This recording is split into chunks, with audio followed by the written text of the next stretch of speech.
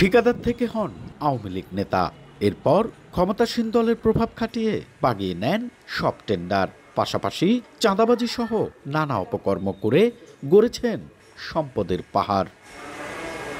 বলছি বান্দরবান পৌর আওয়ামী লীগ সভাপতি অমল কান্তি দাসের কথা। অভিযোগ উঠেছে ক্ষমতার অপব্যবহার করে গত ১৫ বছরে উপার্জন করেছেন কোটি কোটি টাকা। শুধু জেলা শহরেই রয়েছে তার ৩টি বহুতল ভবন ও ২টি বিলাসবহুল হোটেল। বর্তমানে আত্মগোপনে থাকলেও বিভিন্ন বিভাগে কোটি টাকার কাজ করছে তার প্রতিষ্ঠান। এক সময়ে অমল দাস বান্দরবান বাজারে ফান্ডের ব্যবসা করত।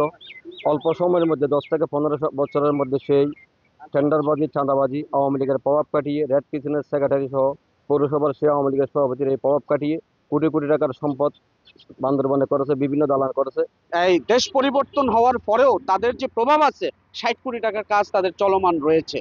আপনার মাঝের পাড়া লম্বা রাস্তার যেই 100 কোটি টাকার কাজ, এগুলা তারা করেছেন। এবং অনিয়ম দুর্নীতি যেগুলো আছে, এমন কোনো কিছু নাই যে তারা করেন নাই বান্দরবনে। ওদের ভয়ে সবাই আতঙ্ক হয়ে গেছে, সবাই আতঙ্ক।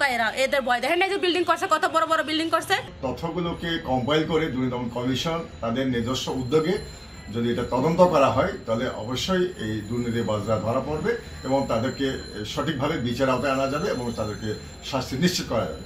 এরই মধ্যে অমল কান্তির দুর্নীতির তদন্ত শুরু করেছে দুদক।